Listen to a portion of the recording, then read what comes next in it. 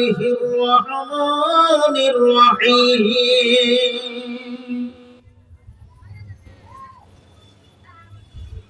اقرأ كتابك كفى بنفسك اليوم عليك حسيبا وقال الله تعالى في موضع آخر فاسأله أهل الذكر إن كنتم لا تعلمون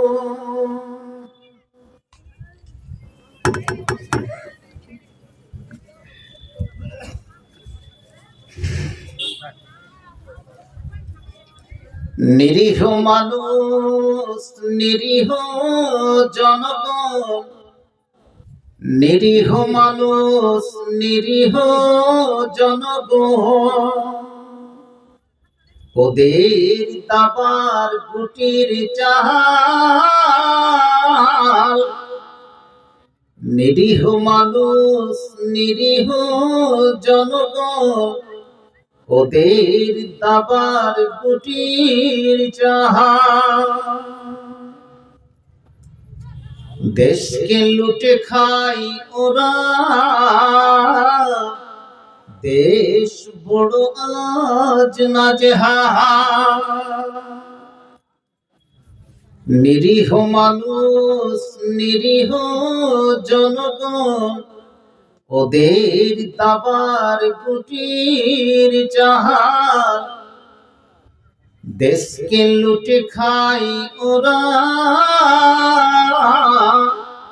দেশ বড় আজ নাজেহাল। তোমা আমার দোষ তোমায় দিয়ে, আমার দোষ তোমায় দিয়ে, নিজের ঘাড়ের নামাই ভুল। আমার দোষ তোমায় দিয়ে, নিজের ঘাড়ের নামাই ভুল। স্বার্থ যদি থাকে,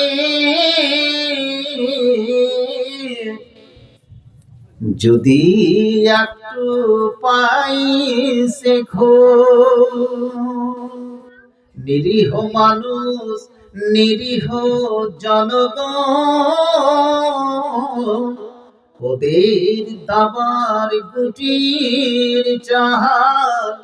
ওদের দাবার গুটির চাল। দেশকে লুটে খায় তারা, দেশ বড় আজ নাজেহাল। দেশ বড় আজ নাজেহাল।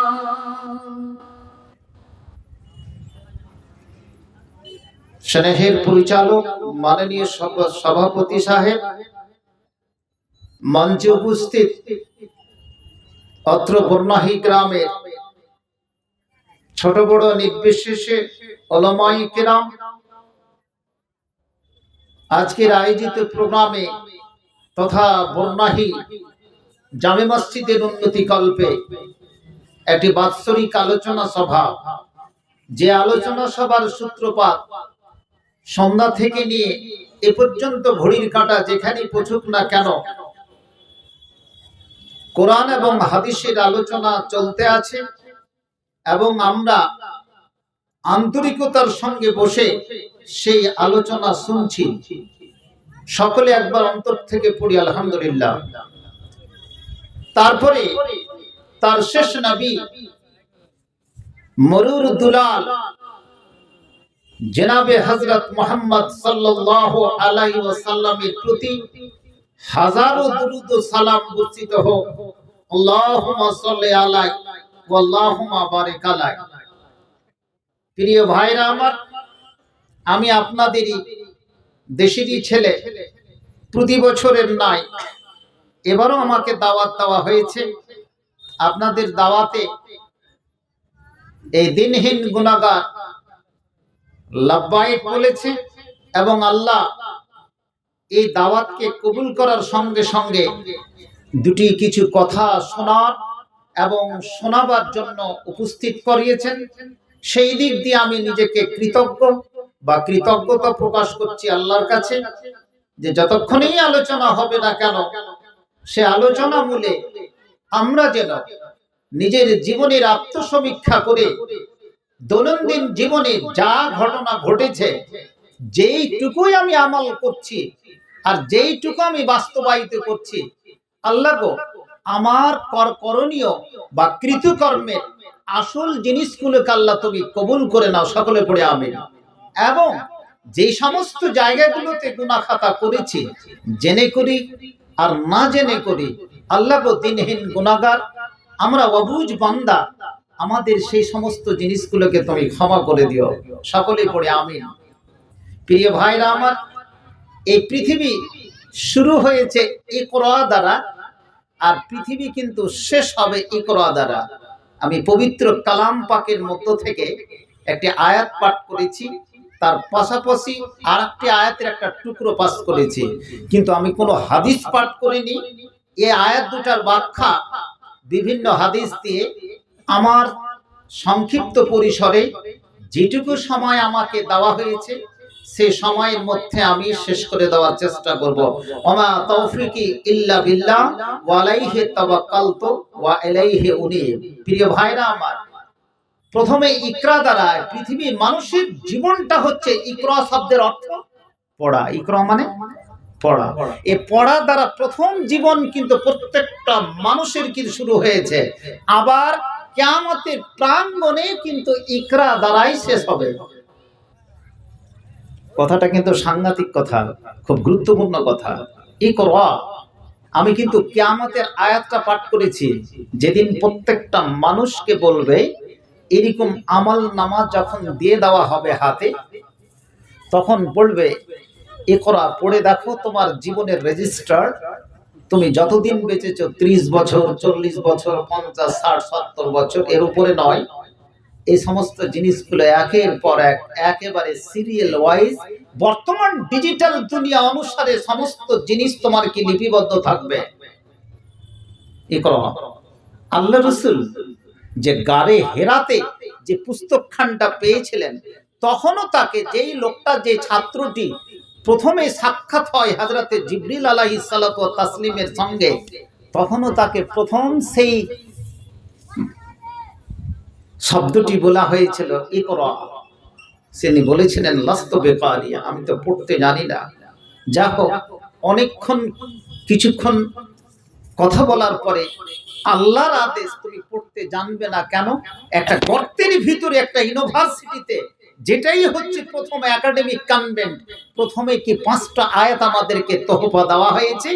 আম সিফারাতে সেই সূরাটির আয়াতগুলো আমাদের ছোট ছোট বাচ্চা, শিশু, মেয়েরা পড়ে।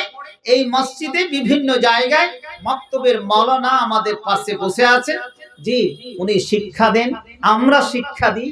তাহলে প্রথম কথা হলো যে ইকরা দ্বারা কি মানুষের জীবন শুরু হয়েছে, আর ইকরা দ্বারা মানুষের শেষ হয়ে যাবে।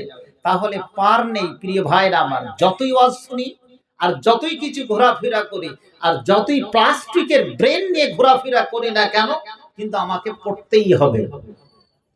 না হলে কিয়ামতের প্রাঙ্গণে যে আমল নামা আমাদেরকে দেওয়া হবে, সে আমল নামায় কিন্তু আমরা সঠিকভাবে সেখানে করে পাস হতে পারবো না। প্রিয় ভাইরা আমার, যা হোক, খুব গুরুত্বপূর্ণ আলোচনা এবং সংক্ষিপ্ত এবং বিভিন্ন, আজকে আলোচনাটা বিক্ষিপ্ত আকারে কিছু কিছু প্রশ্নের আকারে আপনাদের কাছে আলোচনা করে আমি শেষ করতে চাইছি।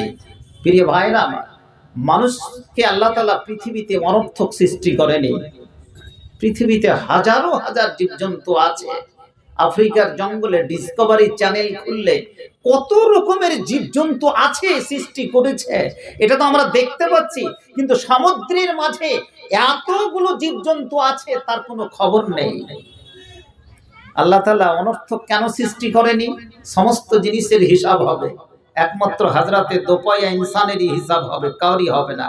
যারা জালসায় এসেছে, যারা জালসায় ডেলিগেট খেয়েছে, যারা জালসায় ডেলিগেট খায়নি, যারা কিছু শোনার জন্য এসেছে প্রত্যেকেরই হিসাব হবে, যারা এখানে আসেনি তারা সহযোগিতা করেছে তাকেও হিসাব দিতে হবে। প্রিয় ভাইরা আমার, অনর্থক কেন সৃষ্টি করেনি? আজকে একজন মানুষ যদি ফুটপাতেও থাকে, ফুটপাতে ঘুরে বেড়াচ্ছে যাযাবর, যার কোনো ঠিকানা নেই, কোথায় থাকবে সকাল সন্ধ্যা, আপনি পকেট থেকে 2টা পয়সা দিলে তারা খেতে পায়। বিভিন্ন দোকানে বিভিন্ন জায়গায় কত মায়া মমতা। যে অবস্থাটা ছিল আফ্রিকার এক যুগের, সেই মানুষগুলোকে ইংল্যান্ড আমেরিকা সেই আফ্রিকার মাটি থেকে সেই সমস্ত আদিবাসী গুলোকে আফ্রিকার যুগ যুগ ধরে তাদেরকে সমুদ্রের মাঝে ভাসিয়ে দিয়েছে, তাদেরকে সমুদ্রের মাঝ থেকে সেখান থেকে কাতাল করে দিয়েছে। এক একটা প্রজন্মকে তারা শেষ করেছে, ইতিহাস তার সাক্ষী। কিন্তু আমরা তো কোনো বই পড়ি না, আমরা কোনো কিতাব পড়ি না। হে মুসলিম, তোমাকে তার হিসাব কিন্তু রগে রগে দিতে হবে। তোমাকে এমন কোন রামায়ণ মহাভারতের ছাত্র করে বর্ণাহীর মাটিতে তোমাকে পাঠানো হয়নি। মসজিদ তৈরি করতে কে বলেছে টাইলস দিয়ে? কে তৈরি করেছে এত বড় মসজিদ? সেই মসজিদে যদি নামাজ না হয়, সেই মসজিদ করে কিছু লাভ নেই।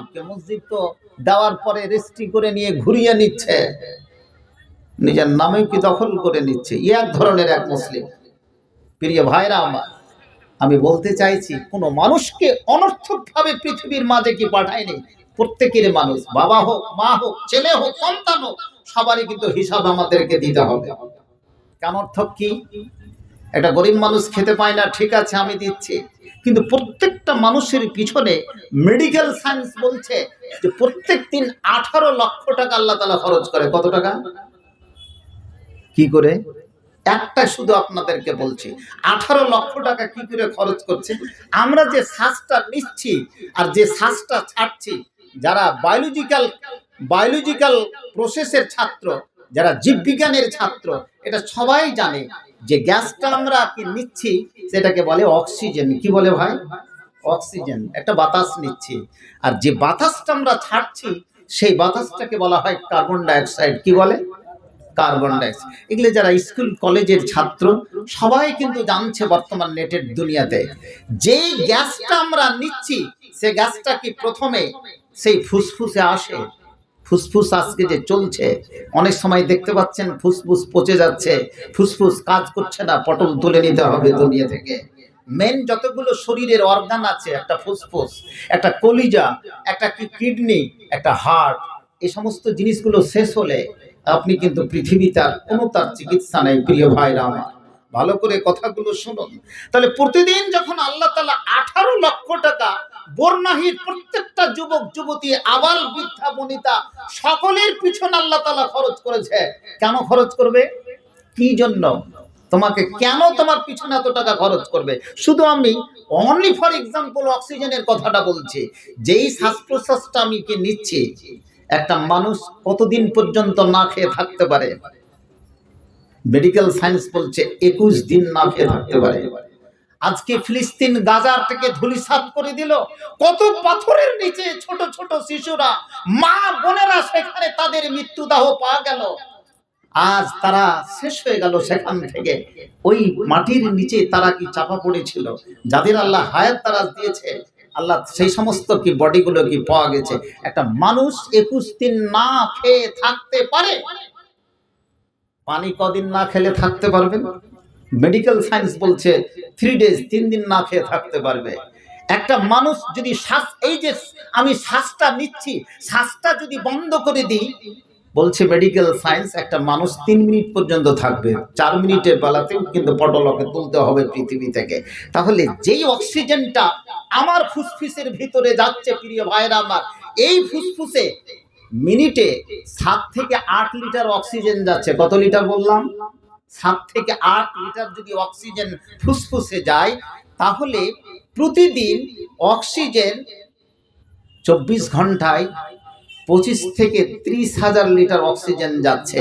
এবং আমার ফুসফুসে যে জালি আছে সেটা কিন্তু সেখানে করে পিওর করে, সেখান থেকে সমস্ত অক্সিজেন 25 থেকে 30 হাজার লিটারের অক্সিজেন মধ্যে মাত্র 550 লিটার অক্সিজেন নিয়ে আপনাকে আমাকে কি বাঁচিয়ে রেখেছে, সমস্তগুলোকে বের করে দেয়। বলুন আল্লাহু আকবার।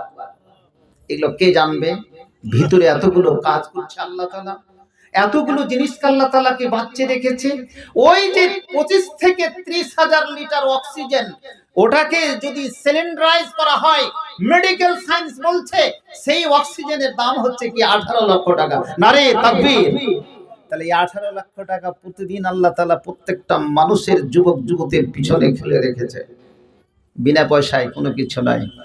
সেদিন সৌদি থেকে একটা আমি বুলেটিন দেখলাম, এক মানুষ কিছুক্ষণের জন্য বেচারা হার্ট ব্লক হয়ে গেল, এবারে অক্সিজেন নেওয়ার জন্য সেখানে করে গেছে, তার 2000 টাকার রিয়াল পড়লো, বেঁচে গেল কোনো রকম। তারপরে কাঁদছে, ডাক্তার বলছে আপনি কাঁদছেন কেন? লেমা তাবকি, কেন কাঁদছেন? বিগত দিনের জিনিসগুলোকে সে চিন্তা ভাবনা করতে লাগলো, আমার আল্লাহর দেওয়া অক্সিজেন আমরা কি বিনা পয়সায় কি ব্যবহার করছি, আর আজকে আমি 10 মিনিটের জন্য আসাতে 2000 রিয়াল সেখানে করে রাখলো। ডাক্তার বলছে আপনি কাঁদেন না, এই বিলটা আমি পেড করে দেব। বলছে কি যে না, এই বিল আমার শতবার দেওয়ার মতো আমার কি শক্তি আছে? আমি ভাবছি কি বিগত দিনের কথাগুলো, আল্লাহর এতগুলোকে নিয়ামতকে আমি ভোগ করছি বটে, কিন্তু এই নিয়ামতের আমি শুকরিয়া আদা করতে পারলাম না। আজকে 10 মিনিটের জন্য আমাকে 2000 রিয়াল দিতে হলো, আল্লাহর দেওয়া অক্সিজেন কি ব্যবহার করতে আমাকে কোনো পয়সা দিতে নেই। আল্লাহর সৃষ্টি জীবের ক্ষেত্রে। প্রিয় ভাইরা আমার, কথা প্রসঙ্গে বক্তৃতার ভূমিকা আরেকটা কথা বলি। একজন আমাদের নবী ছিলেন হযরতে সুলাইমান আলাইহিস সালাতু তাসলিম। এমন একজন নবী, আজকে যদি আমেরিকার মাটিতে যেতে হয়, সিংহাসন সমস্তগুলোকে মিনিটের মধ্যে, পলকের মধ্যে সেখানে চলে গেল। ওখান থেকে পলকের মধ্যে ইচ্ছা করলে আবার ভারতের মাটি থেকে চলে আসতে বলুন, বলুন সুবহানাল্লাহ। এই হযরতে সুলাইমানের বাবার নাম ছিল হযরতে দাউদ আলাইহিস সালাতু সালাম।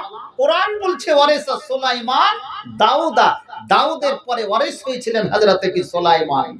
এই হযরতে সুলাইমান আল্লাহকে বলেছিলেন, আল্লাহ গো, আমাকে তো এতগুলো ক্ষমতার অধিকারী দেওয়া হয়েছে, তো আমি মনে করছি জিন, পরী, সমুদ্রে, আকাশ এবং পৃথিবীর মধ্যে যতগুলো জীবজন্তু আছে সকলকে আমি একদিন কিন্তু তাদেরকে খাবার খাওয়াবো। আল্লাহ তাআলা বললেন কি যে না, তুমি এটা পারবা না, তোমার পক্ষে সম্ভব না। হযরতে সুলাইমান কিন্তু জিদ করলো, আমাকে একটা টাইম খালি খাওয়াতে হবে। বিস্তারিত কথা ভালো করে কান খুলে শুনবেন।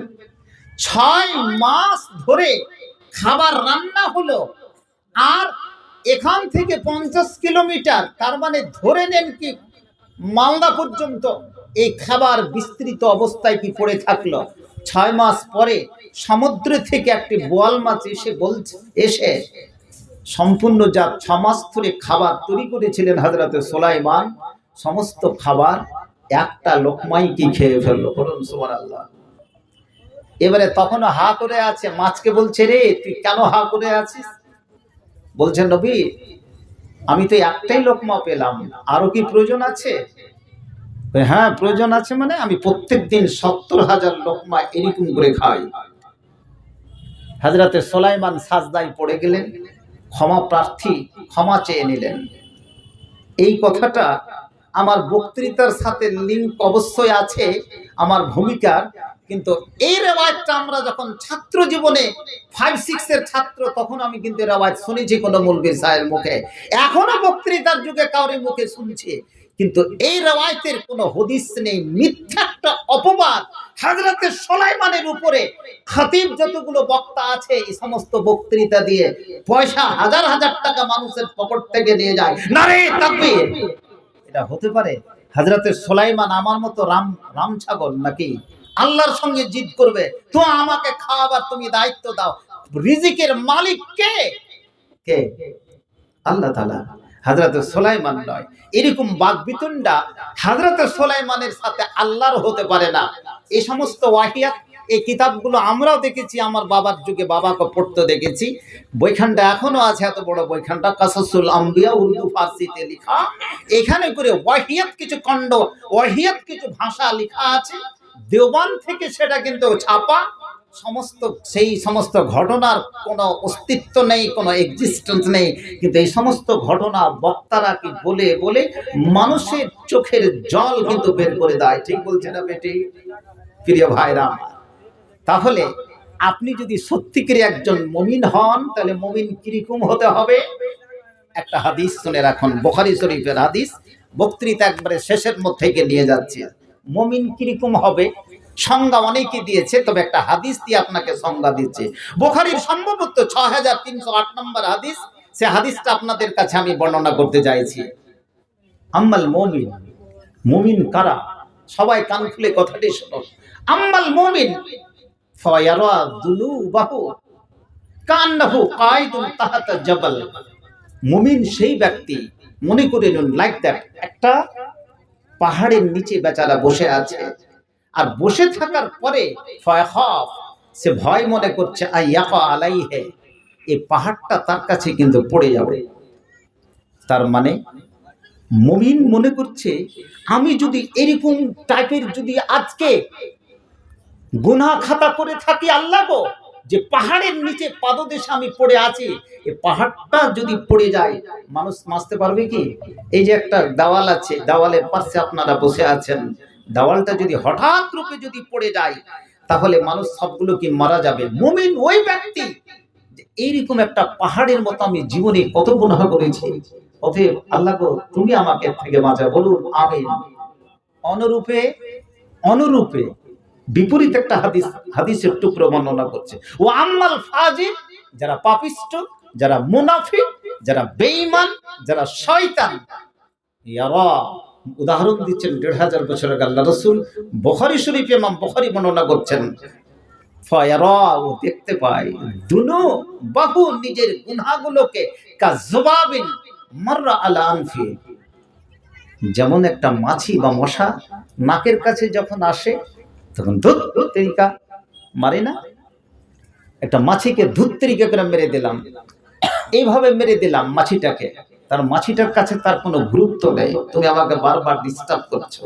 তো যারা বেঈমান, যারা শয়তান, যারা পাপিষ্ট, যারা মুনাফিক, তারা এরকমই মনে করে, কি মনে করে? মাছির মতো সে গুনাহগুলোকে মনে করে, এর কোনো গুরুত্ব নাই তার কাছে। মুমিন কিন্তু একটা ছোট্ট গুনাহ করলে হিমালয় পাহাড়ের মতো মনে করে, একটা ছোট্ট গুনাহ করলে কি কাঞ্চনজঙ্ঘার মতো কি পাহাড়ের মতো মনে করে, এবং মনে করে যে এটাই আমার উপরে অবাল হয়ে দাঁড়াবে। প্রিয় ভাইরা, মুমিন কোনোদিন মিথ্যা বলতে পারে না, মুমিন সব সময় সত্য বলে। যে একজন মুমিন মসজিদে কি নামাজ পড়ে, মিথ্যা কথা বলে কি মসজিদে যায়? ভালো করে কথাটি শুনুন, হাদিসের বাক্যটা। মিথ্যা কথা বলে কি মসজিদে যায়? মিথ্যা কথা বলে ঘুষ খেয়ে মসজিদে যায়, বেঈমানি শয়তানি করে মসজিদে আযান দিতে যায়, জি, অপরের আল কেটে মসজিদে যায়, অপরের কাছ থেকে ঘুষ খেয়ে কি মসজিদে যায়, জিনা করে কি মসজিদে যায়, ব্যভিচারী করে কি মসজিদে যায়। একে বলা হয়েছে হাদিসের ভাষায় ফাওয়াইলুল লিল মুসাল্লিন। এই সমস্ত মুনাফিকদের জন্য কি রয়েছে? ওয়াইল নামক কি দুর্যোগ রয়েছে। সাহাবীদের যুগে এই হাদিসটার ব্যাখ্যা করেছিলেন ফাওয়াইলুল লিল মুনাফিকিন, এই সমস্ত এদেরকে মুনাফিক বলে কি আখ্যায়িত করেছে। কেন ওয়াইল? স্পেশাল একটা জাহান্নাম কিন্তু দেওয়া হবে। যারা জিনা করে মসজিদে যাবে, যারা স্ত্রীকে পেটিয়ে যাবে কি জাহান্নামে, যারা স্ত্রীর কি নাকের মাছি খুলে নিয়ে, নাক মাছি খুলে নিয়ে কি আজকে মসজিদে হাজিরি দিতে যাবে, ঘুষ খেয়ে যাবে, জিনা করে যাবে, বেঈমানি করে যাবে, দালালিগিরি করে যাবে, অন্যায়ের পয়সা মসজিদে কি দান করবে, এই সমস্ত লোকের জন্য স্পেশাল জাহান্নাম। জাহান্নামটা কি? ওয়াইল। কি বললাম? ওয়াইল নাম। ওয়াইল কি জিনিস তার ব্যাখ্যাটা আমি পরে করছি, খুব সাবধান, বেশি ইবাদত বান্দেগি করার দরকার নেই। আহা, ওরে আমার যুবক যুবতী, জেনে রাখুন, একজন মুমিন যেমন সামান্য গুনাহকে আজকে কি বড় গুনাহ মনে করে। আহা, একটা সামান্য গুনাহ করেছে হিমালয় পাহাড়ের মতো মনে করে না, আজকে কাঞ্চনজঙ্ঘা পাহাড়ের উপরে মনে করে নাই, ওই পাহাড় থেকে যদি কুদ দেওয়া যায়, লাফিয়ে উঠে যায়, যেমন মানুষ সেখানে বাঁচতে পারে না, কোন মানুষ যেমন সমুদ্রে পড়ে যায়, সেখানে করে গিয়ে যেমন তার কি জীবন চলে যায়। ওরে যুবক যুবতী, জেনে রাখুন, জেনে রাখুন, আজকে আমরা কত গুনাহ খাতা করছি, কিন্তু কোনো ভ্রুক্ষেপ নাই, কোনো কিছু তার কি খেয়াল খাতা নেই। তোমার যখন 30 বছর চলে গেল, 40 বছর, 50 বছর চলে গেছে, তবু কিন্তু তোমার কোনো পরিবর্তন হয় না। ওরে যুবক, তুমি আজকে কান খুলে শুনে রাখো, ওরে যুবতী তুমি কান খুলে শুনে রাখো, তোমাকে পৃথিবীতে কোনো অনর্থক সৃষ্টি করেনি। এই সৃষ্টির পিছনে নিশ্চয় আল্লাহর কি মাহাত্ম্য রয়েছে, মর্যাদা রয়েছে, হিকমত রয়েছে। যখন তুমি একজন বাকার, তোমার নাম ওমর, তোমার নাম উসমান, তোমার নাম যখন হাফসা, আয়েশা, ওরে তুমি কান খুলে শুনে নাও, শুনে নাও, তোমার জীবনের গুনাহ খাতার সমীক্ষা এখন থেকে তুমি করতে থাকো, নচেত পরবর্তী জীবনে তোমাকে বাঁচার কোনো পথ না। আহা, তাহলে ওয়াইল নামক দোজখটা কি? মুফাসসিরিনে কিরাম, মুফাসসির আমাশ রাহিমাহুল্লাহ তার ব্যাখ্যা করেছেন যে ওয়াদি ফিল জাহান্নাম, জাহান্নামের মধ্যে একটা উপত্যকা, যেটা হচ্ছে কারুন বাইদুন মিনাল ফার, অত্যন্ত কি গভীর, অত্যন্ত কি গভীর, এত গভীর যে দোজখটার কথা বলা হয়েছে, যে উপত্যকার কথাটা বলা হয়েছে। আর একজন কি মুফাসসির তার ব্যাখ্যা করেছে যে সমস্ত রকমের পচা রক্ত আর পচা পুঁজ দিয়ে সেই উপত্যকাটাকে, ভ্যালিটাকে পরিপূর্ণ কি করে থাকবে, এবং সেখান থেকে সেই সমস্ত কি বৈশিষ্ট্য যেটা আমি বর্ণনা করলাম, তাদেরকে সেটাকে পান করা হবে। নাউযুবিল্লাহ। তাহলে আমরা কোন জায়গাতে আছি প্রিয় ভাইরা? আজকে মুমিন কোন জায়গাতে? একজন কে আমাকে মুসলিম নিজেকে বলে কি দাবি করতে পারে? আজকে মসজিদে যায় নিজেই, মসজিদে শুধু কি নিজেই যায়, ফজরের আজান হয়, আমি চলে গেলাম, একজন হাজী মানুষ, মুলবি সাহেব মানুষ, আমার দুটো বেটা শুয়ে আছে, খবর নেই, স্ত্রীও কিন্তু শুয়ে আছে, কিন্তু কোনো খবর নেই, কিন্তু তাকে কি জাগাতে হবে না? তাকে কি মসজিদে নিয়ে যেতে হবে না? প্রিয় ভাইরা আমার, ওকে তো জাগে কি নিয়ে যেতে হবে। আহা, এই প্রসঙ্গে একটা হাদিস, যখন কোনো মাইয়িতকে, যখন কোনো মৃত ব্যক্তিকে কবরে রেখে দেওয়া হবে, এদা উদখিলাল কি মাইয়িত, তখন দুজন ফেরেশতা তাকে নিয়ে এসে তাকে উঠে বসিয়ে দিবে, তার হিসাব কিতাব শুরু হবে। শুরু হওয়ার সময় ও বলবে, যেমন বিছান থেকে উঠবে, আপনি বিকেল বেলায় যদি উঠেন আর সকাল বেলায় উঠে, একবার হাদিস বর্ণনা করছে, ফায়াজলিসু, বেচারা উঠে বসবে, ওয়ায়ামসাহু কি আইনাইহি, এবং চোখ দুটো মুছবে। সাধারণত বিছান থেকে উঠলে এইভাবে কি মুছে। হাদিস বলছে একটা মানুষকে যে কোনো সময় কবরে যখন তাকে রেখে দেওয়া হয়, এদা উদখিলাল মাইয়িত, যখন তাকে কি রেখে দেওয়া হয় ওখানে, তখন মুসলাতিশ শামস, হাদিসের টুকরো টুকরো ডট ডট কম করে, ইন্দা গুরুবিহা, মাগরিবের সময় তাকে করে দেওয়া হয়। প্রত্যেকটা ব্যক্তির যখনই তাকে কবরে রেখে দেওয়া হবে, রেখে দেওয়ার পরে তাকে কবর, সূর্যটাকে একেবারে মাগরিবের মতো করে দেওয়া হবে, সূর্যটাকে ডুবছে, তোমার দিন শেষ, এরকম করে দেওয়া হবে। এবারে দুজন ফেরেশতা যাবে, মুনকার নাকির ফেরেশতা, দুজন তাকে জিজ্ঞেস করবে, তার হিসাব কিতাব নেওয়ার জন্য রেজিস্টার সমস্ত কিছু নিয়ে চলে আসবে। ও তখন বলবে, ওই মৃত ব্যক্তি বলতে, ফাদাউনি উসাল্লি, এই আমাকে ছেড়ে দাও। মৃত ব্যক্তি আজকে কবরে গিয়ে ধমক দিচ্ছে, ওই দুজন ফেরেশতাকে বলবে, হাদিস বলছি জি ভাই, হাদিসটাকে সেইভাবেই শুনেন, মৃত ব্যক্তি কিন্তু ধমক দিয়ে বলবে দুজন ফেরেশতাকে, ফাদাউনি, আমাকে ছেড়ে দাও, উসাল্লি, আমি নামাজ পড়ে আসি। কোথায় নামাজ পড়তে যাবে? ওই যে সুন্দর টাইলস ওয়ালা মসজিদ, আমি প্রত্যেকদিন 5 ওয়াক্ত নামাজ পড়তাম, আজান দিতাম, ছেড়ে দাও, আমি নামাজ পড়ে আসবো। আরে তুমি 3টা প্রশ্নের উত্তর দিয়ে দাও, মা রব্বুকা, মা দীনুকা, মা নবিয়ুকা, উত্তর দিয়ে দাও। আরে এগুলো তোমার রেজিস্টার ছাড়ো, এগুলো প্রশ্নের উত্তর আমার সমস্ত কিছু জানা আছে, বলুন আলহামদুলিল্লাহ। তাহলে বর্ণাহীন যুবক যুবতীরা এই উত্তরটা তো দেবে। ধমক কারা ধমক দিবে? একজন ফেরেশতাকে ধমক দেওয়ার যোগ্যতা কার থাকবে? আমি মসজিদে গেছি, আমি আজকে কাউকে, আজকে পাড়া প্রতিবেশীর কাউকে জাগাচ্ছি না, গ্রামের বাড়ির কাউকে জাগাচ্ছি না, স্ত্রী নামাজ পড়ে না, আমার 2টো ছেলে কি নামাজ পড়ে না, আমার ভাই পড়ে না, আমার মা পড়ে না, পাড়া প্রতিবেশী কাকা কাকি পড়ে না, তাকে কি আমি ফজরের নামাজের সময় জাগিয়েছি কি? আমি যদি ধমক দিয়ে থাকতে পারি, তাহলে কিয়ামতের প্রাঙ্গণে আপনি যখন কবরে যাবেন তখন ঠিক সেখানে করে কি আপনি ধমক দিতে পারবেন? বলুন ইনশাআল্লাহ। ওরে আমার যুবক যুবতী, আপনি একাই নামাজ পড়ছেন, ওয়ান ফুসাকুম আহলিকুম নারা, আপনি একাই নামাজ পড়ছেন, ভালো কথা, এটা আপনার কথা হলো। ওরে আমার যুবক যুবতী, জেনে রাখুন, আপনি যেমন মসজিদে যান, ওযু করে আজান হয়েছে, এবারে আপনার বোনটাকে জাগিয়ে দিন, নিজের স্ত্রীকে জাগিয়ে দিন, বলে দিন আজকে কেন এই কথা হবে, আর তাদেরকে মসজিদে নিয়ে যাওয়ার তৌফিক দিয়ে দিন, তাদেরকে নিয়ে যাওয়ার আপনি অনুমতি দিন। আজকে যদি ছেলে ঘুমিয়ে থাকে রে, যেই ছেলে আপনার প্লেটে খাবার দাবার করে, সে আপনার সঙ্গে কি আজকে কি সেই খাবারে কি অংশগ্রহণ করে, কিন্তু আপনার কোনো পরিবর্তন নেই, সেই ছেলেকে সঠিক জায়গায় আপনি নিয়ে আসতে পারছেন না, তাহলে এর হুকুম, এর ধমক আপনি যখন এই পৃথিবীর মাটিতে দিতে পারেন না, তাহলে কবরে ধমক দেওয়ার শক্তি আপনার থাকবে না। যখন আপনার শক্তি থাকবে না, তখন আপনি মনে করে নিন এটাই হচ্ছে আপনি প্রকৃত মুমিনের পরিচয় নয়, প্রকৃত মুমিনের খাতাতে আপনার নাম থাকবে না, আপনি লিস্টেড হবে না। অতএব আপনি এই ক্ষেত্র থেকে নিজের আত্মসমীক্ষা, নিজের সমস্যা নিজেই সমাধান করে নেন। কবরে নিয়ে যাবে, কবরে নিয়ে যাওয়ার এই কথাটুকু আপনি এখান পর্যন্ত রাখেন। নেক্সট আর একটা যেটা কথা, কবরের আগে পর্যন্ত প্রত্যেকটা মানুষকে কবরের সাথে এই ক্ষেত্রে নিয়ে যাওয়া হলো। তিন প্রকারের মানুষ আল্লাহ রাসূল বলছেন, তিন প্রকারের মানুষ যে কোনো সময় সংবাদ বর্ণাহী যুবক যুবতীদের জন্য তারা জান্নাতে যাবে। কত প্রকার? কত প্রকার?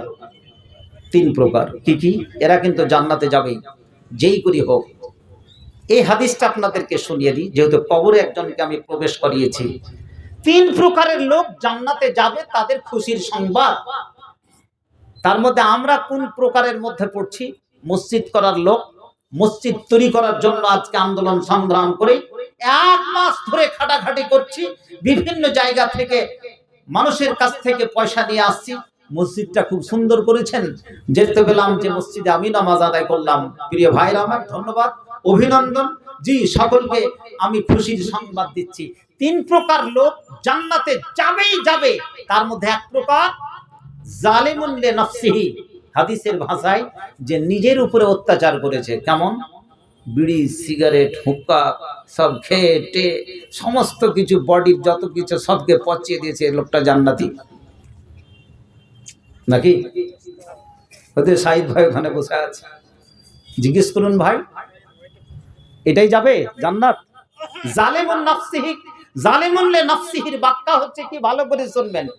কোন ব্যক্তি মাঝে মধ্যে নামাজ পড়ে মাঝে মধ্যে ছেড়ে দেয়, খুব গুরুত্বপূর্ণ হাদিস। আপনারা আমরা যেটা করছি প্রত্যেক দিন, মাঝে মধ্যে 5 ওয়াক্ত নামাজের মধ্যে 2 ওয়াক্ত পড়ি, 3 ওয়াক্ত ছেড়ে দিলাম, কিংবা 3 ওয়াক্ত পড়ি 2 ওয়াক্ত পড়ি না।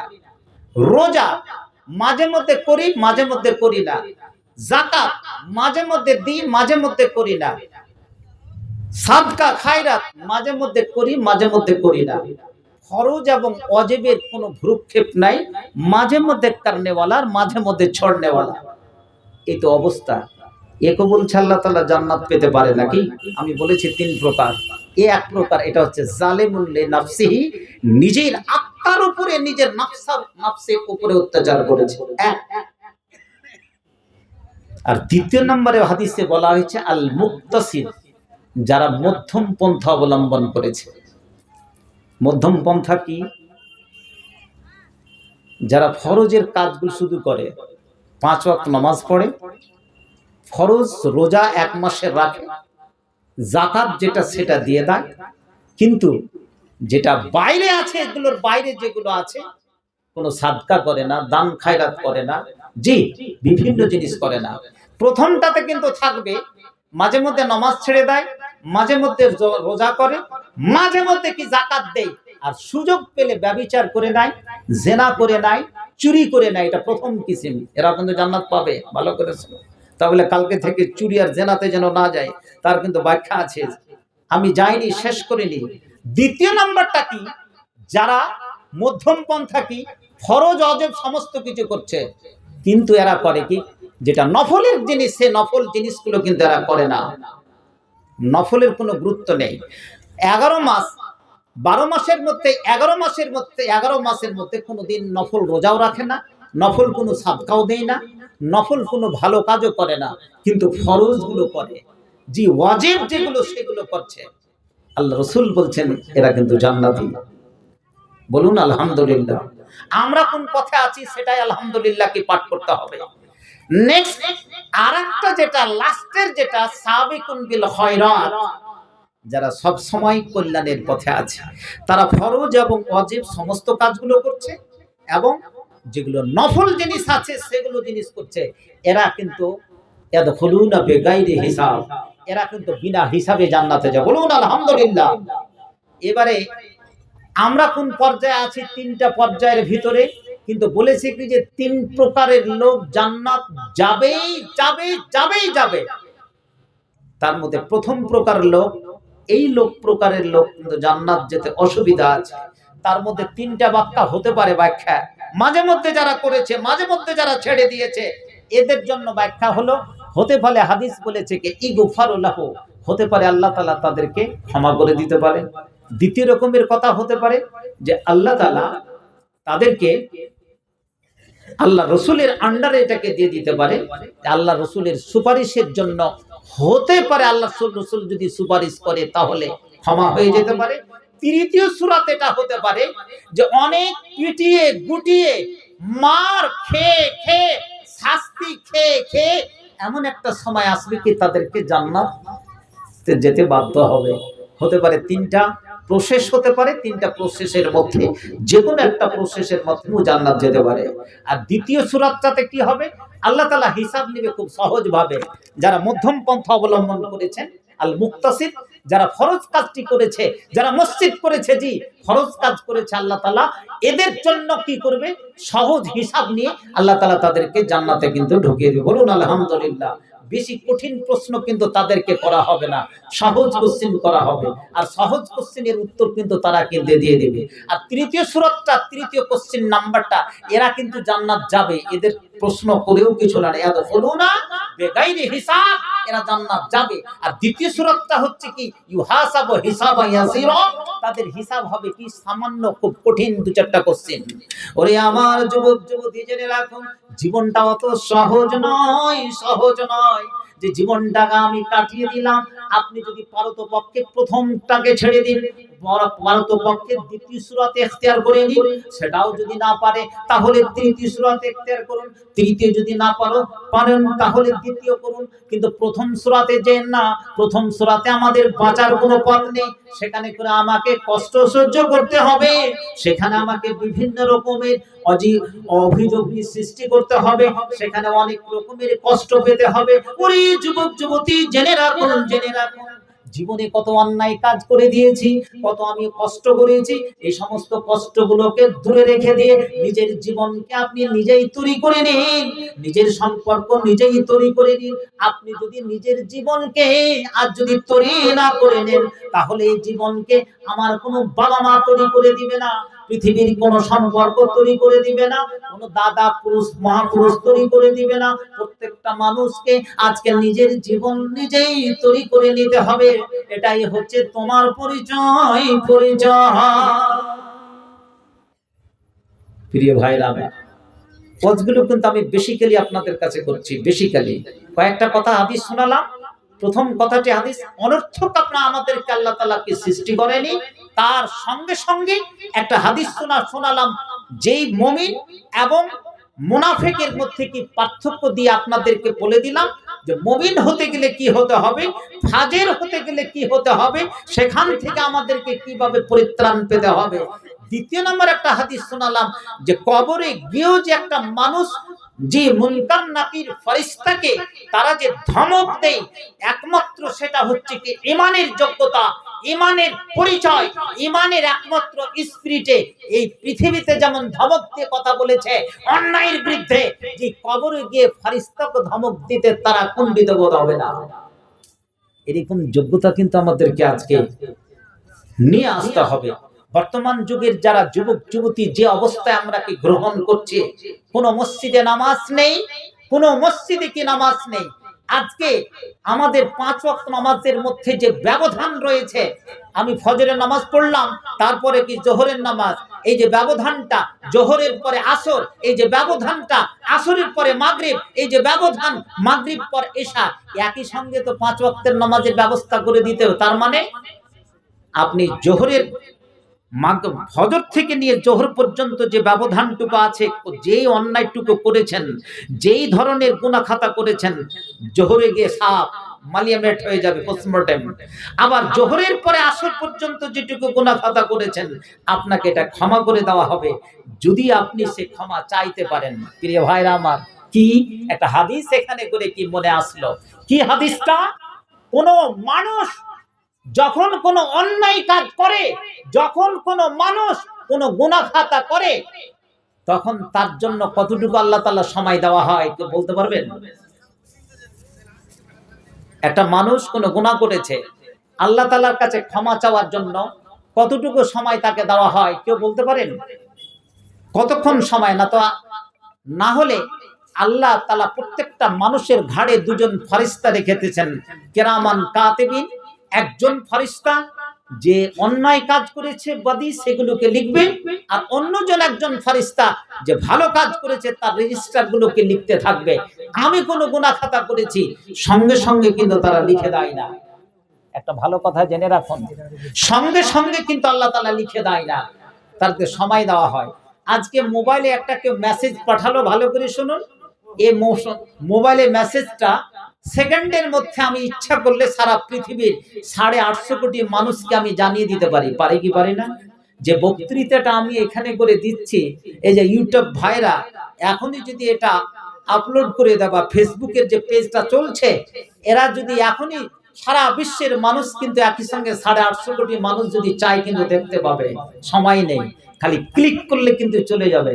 আল্লাহ তাআলা বলছেন প্রত্যেকটা যুবক যুবতীকে, বিশেষ করে কি বর্ণাহীন আপনাদের কি বলছে, কোন মানুষ যদি গুনাহ খাতা করে থাকে তাহলে তাকে প্রথমে 6 ঘন্টা সময় দেওয়া হয়। বলুন সুবহানাল্লাহ। কত? 6 ঘন্টা। আল্লাহ তাআলা বলেন ওই যে দুজন ফেরেশতা ঘাড়ে আছে, এই ফেরেশতাকে কোনোদিন দেখেছেন? দেখেছেন? আছে? এটা বিশ্বাস করবেন আছেন কি নাই? বিশ্বাস আছে। ওরা কিন্তু লিখতে আছে কোন ব্যক্তি এখানে করে কি নিয়তে জালসা শুনতে এসেছে আর কি নিয়তে এখান থেকে পালিয়ে যাবে, সমস্ত কিন্তু রেজিস্টার্ড হতে আছে। কে লিখছে? কিরামান কাতিবিন, দুজন ফেরেশতা। যে ভালো ফেরেশতা তাকে বলবে আল্লাহ তাআলা, তুমি বলে দাও এই যে আমার বান্দা, এই ছেলেটা যে ওই মেয়েটাকে কিছু কথা বলেছে, হ্যাঁ, কিছু কুৎসা রটনা করে দিয়েছে, চায়ের দোকানে প্রথম চুমুকে কুৎসা রটনা করেছে, শেষ পর্যন্ত কুৎসা রটনা করেছে, কাউরি সমালোচনা গেয়েছে, একটা মেয়ে কাউকে ইফটিজিং, মেয়েটাকে ইফটিজিং করেছে কোন যুবক, তাকে সময় দেওয়া হবে কত ঘন্টা? 6 ঘন্টা। সময়টা তাহলে বেশি না কম? মোটামুটি একটা প্রহর তাকে সময় দিয়ে দেওয়া হবে। তোমার এখনো সময় আছে, তুমি সেখান থেকে ক্ষমা চেয়ে নাও, না হলে কি তোমার সেটাকে উড বি রিটেন, সেটাকে লিখে দেওয়া হবে। আহা, এতটুকু জিনিস জানা সত্ত্বেও কিন্তু কোনো পরিবর্তন নাই। ওরে যুবক যুবতী, জেনে রাখুন, তুমি কত গুনাহ করে নাও, সেকেন্ডে কত গুনাহ করো, প্রতিটি শ্বাসে কতটি গুনাহ তুমি করো, তার কোনো ইয়ত্তা নেই। কিন্তু তুমি আজকে সেই গুনাহ খাতার জন্য একটিও তুমি ক্ষমা চাও না রে, চাও না। সেই তার জন্য তুমি একবারও সেই ক্ষেত্র বিশেষে তোমার কোনো পরিবর্তন নেই। তুমি কিসের যুবক, তুমি কিসের যুবতী, হে বৃদ্ধ, তোমার আজকে 60 বছরের বয়স হয়ে গেল, 70-এর হয়ে গেল, তুমি যদি এই বয়সে জেনা করো, কোনো ব্যভিচারী করো, তার জন্য তুমি যদি ক্ষমা চাও, তোমার মতো বেঈমান, তোমার মতো আহমক এই পৃথিবীর মাটিতে নেই। অতএব তুমি আজকে সেই ক্ষেত্র বিশেষে তোমার পরিবর্তন তুমি যদি আজকে না করো, এটাই তোমার আজকে মুনাফিকির পরিচয় হবে, বেঈমানির পরিচয় হবে, কুফরির পরিচয় হবে। অতএব তুমি নিজেকে নিজেই শুধরে নাও, এটাই তোমার পরিচয়, পরিচয়, পরিচয়। রাবিয়া বাসারি বলে একটা মেয়ে ছিল, সুফিবাদ, তার বিভিন্ন ঘটনা আছে। সেটা কুফরি আকীদার একটা মেয়ে, রাবিয়া বাসারি, বাসরা দেশের সে মেয়ে। আহা, এ সুফিবাদ বলে একটা ফিরকা আছে, 72টা ফিরকা হয়েছিল বানু ইসরায়েলের মধ্যে, আর আমাদের মধ্যে ফিরকা হবে কয়টা? একটা বেড়ে যাবে। কয়টা? 73টা। দেখেছেন 73টা কোনটা ফিরকা? ফিরকা মানে দল। 73টা দল হবে, আর 73টা দলের ভিতরে আল্লাহ রাসূল বলছেন মাত্র একটা দল যাবে জান্নাতে, আর 72টা কোথায় যাবে? সমস্ত গঙ্গাতে। গঙ্গাতে গেলে তো শান্তি পেত, জাহান্নামে যাবে। তো এই রাবিয়া বাসারি কি করেছে? সব মানুষই আজকে 72টা 73টা ফিরকার দল, এরা সবাই কিন্তু জান্নাত চাইছে জাহান্নাম থেকে বাঁচার জন্য। ও করলো কি, একদিন এক হাতে নিয়েছে পানি আর এক হাতে নিয়েছে আগুন।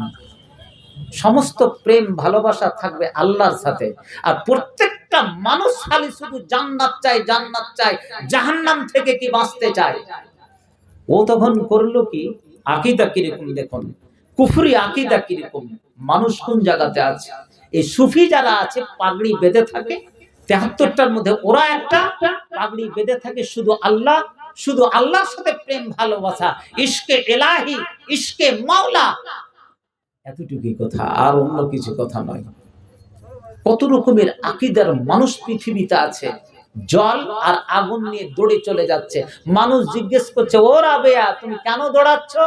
আমি দৌড়াচ্ছি এই জন্য যে আমি যাচ্ছি জান্নাত এবং জাহান্নামের কাছে। কেন? তুমি যে কি করে তুমি জান্নাত জাহান্নামের কাছে যাচ্ছ? হ্যাঁ, আমার সেই ইসিম আছে, সেই ইলম আছে। কি করবা তুমি? এই যে পানি নিয়ে যাচ্ছি, এই পানি জাহান্নামকে আমি নিভিয়ে দেব, তাহলে আর মানুষ আর জাহান্নাম জাহান্নাম বলবে না, শুধু আল্লাহকে ডাকবে। আর এই যে পানি নিয়ে যাচ্ছি, এই পানি দিয়ে জাহান্নামকে নিভিয়ে দেব, আর এই যে আগুন নিয়ে যাচ্ছি, আগুন দিয়ে জান্নাতকে আমি জ্বালিয়ে দেব। নাউযুবিল্লাহি মিন যালিকা। এরকম কত রকমের ফিরকার লোক এসেছে আর জগতে এরকম কাজ করেছে। কোন মানুষের আকীদা যদি ঠিক না থাকে, কোন মতেই তার কি জান্নাত পাওয়ার কোনো অধিকার নেই, কোন মতেই তার কি লাইসেন্স নেই। আল্লাহ রাসূল বলেছেন, সাতাফতারিকু উম্মতি আলা 73 ফিরকাতান কুল্লুহুম ফিন-নার ইল্লা ওয়াহিদা। কয়টা ফিরকা হবে ভাই? কয়টা বললাম? কয়টা? 73টা। তার মধ্যে কয়টা জান্নাতে যাবে? একটা। আর 72টা কোথায় যাবে? তো জাহান্নামে। তো ও তো আগুন নিয়ে যে পুড়িয়ে দিল না, পানি নিয়ে তো পুড়িয়ে দিল, জাহান্নামে যাবে কোথায়? যা কিছু। আর জান্নাত আর জাহান্নাম, এমন আকীদার লোক আছে তারা জান্নাত বিশ্বাস করে না, জাহান্নাম বিশ্বাস করে না। কোনটা বিশ্বাস করে? শুধু আল্লাহর সাথে প্রেম ভালোবাসা।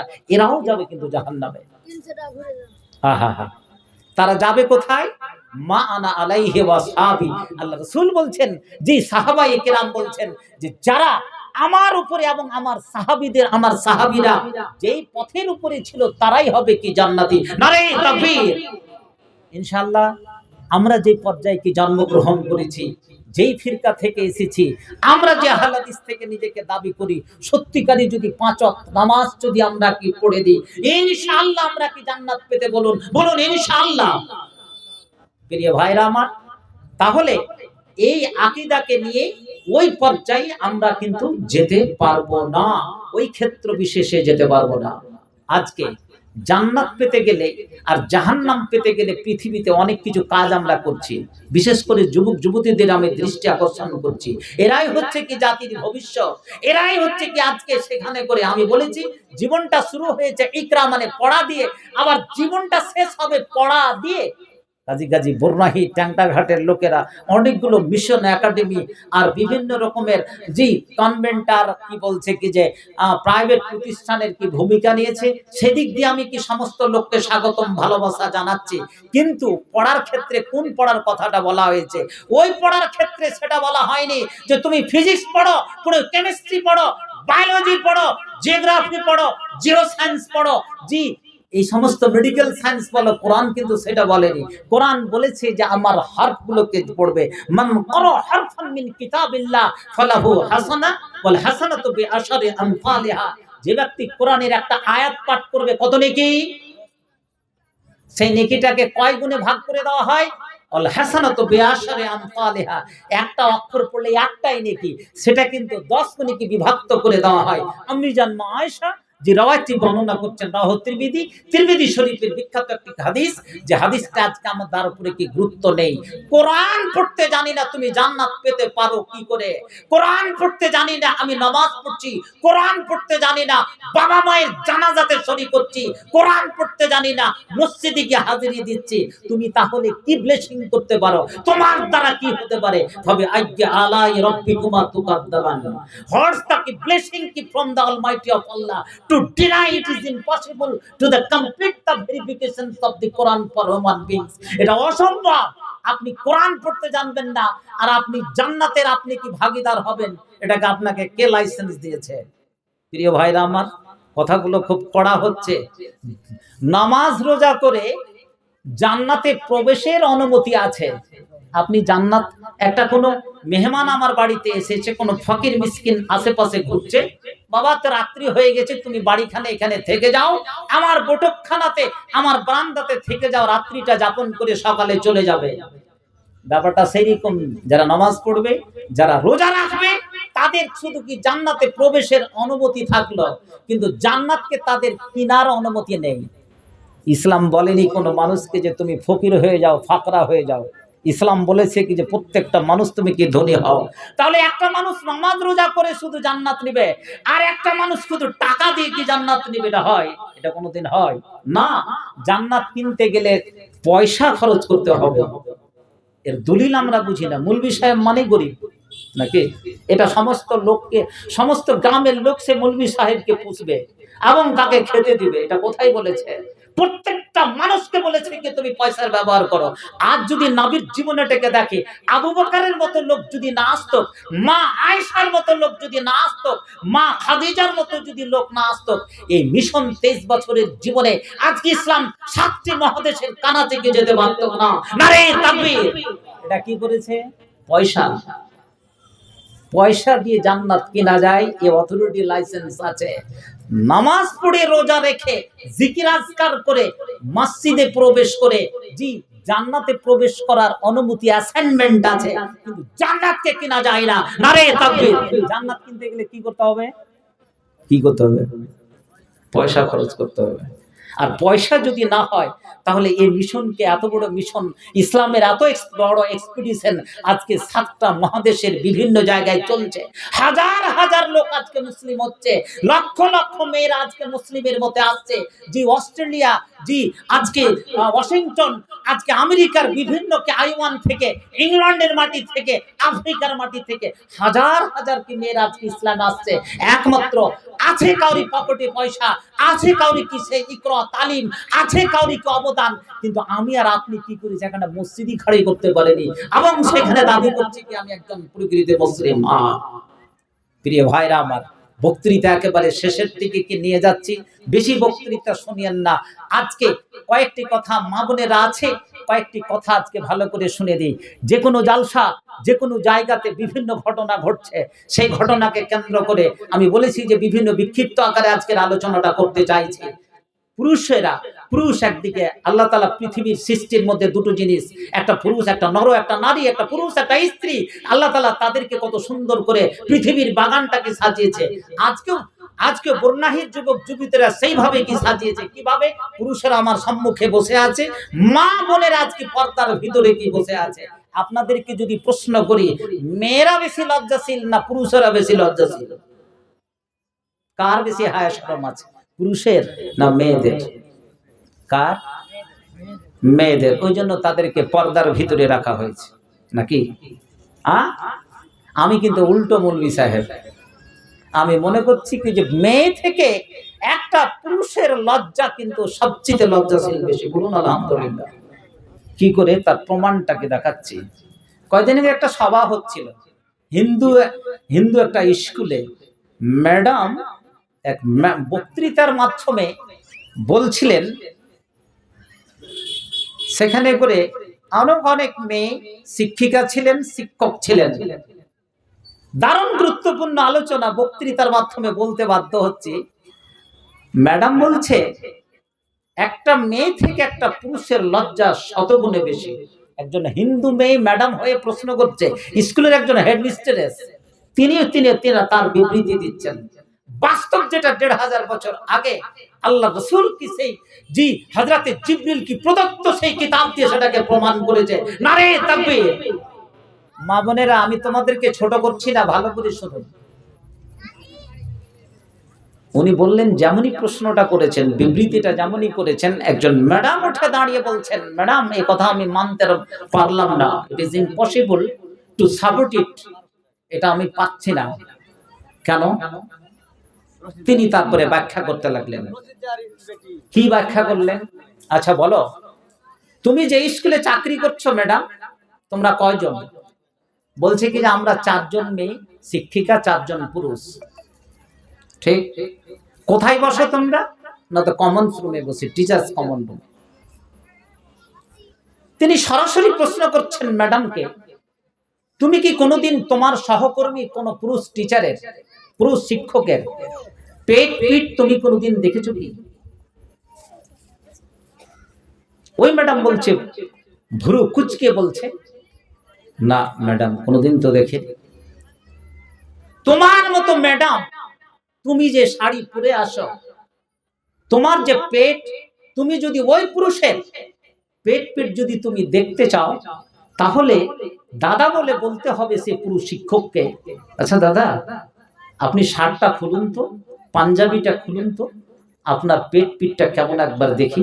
আপনাকে পাগল বলবে, তোমাকে পাগল বলবে, যে তুমি একটা পাগল রাম ছাগল। কিন্তু তুমি একজন যুবতী মেয়ে হয়ে, ম্যাডাম হয়ে, তুমি যে শাড়ি পরে আসো, সেই পাড়ি শাড়ি থেকে তোমার পেট এবং তোমার পিঠ আজকে সব সব যুবকেরা, পুরুষেরা কত অ্যাঙ্গেলস থেকে দেখে, তুমি কি দেখেছো? যেটা তোমার পোশাক হওয়া উচিত ছিল সম্পূর্ণ মাথা থেকে পা পর্যন্ত কি ঢাকা, কিন্তু সেই পোশাক তুমি ব্যবহার করেনি। কিন্তু একজন পুরুষ কোনোদিন তোমার পিঠ আর পেট ঢেকে না, বিনা ঢাকাতে কোনোদিন কলেজে যায়নি, কোনোদিন স্কুলে যায়নি, কোনোদিন কোনো ছাত্র জীবনে যায়নি, কোনো বাজারও যায়নি, তার পেট পিঠ সবসময় ঢাকা থাকে। পুরুষও থাকে কি থাকে না? যুক্তিটা ম্যাডাম ঠিকই দিয়েছেন। তাহলে এবারে এই ম্যাডামের হালাত খারাপ, যে ম্যাডাম যে বিবৃতি দিলেন হেডমিস্ট্রেস, এটা তো বাস্তব সত্য। আমাদের পেট পিট কত রকমের, এমনকি কি মেয়েরা, যে সমস্ত কি মেয়েরা আজকে কি স্টাইল, যারা মাথার চুলটাকে, মাথার খোপাটাকে উঁচু করে বাঁধে, মুটের ঠোকার মতো করে বাঁধে, এদের জন্য তো কি জাহান্নাম স্পেশাল রয়েছে।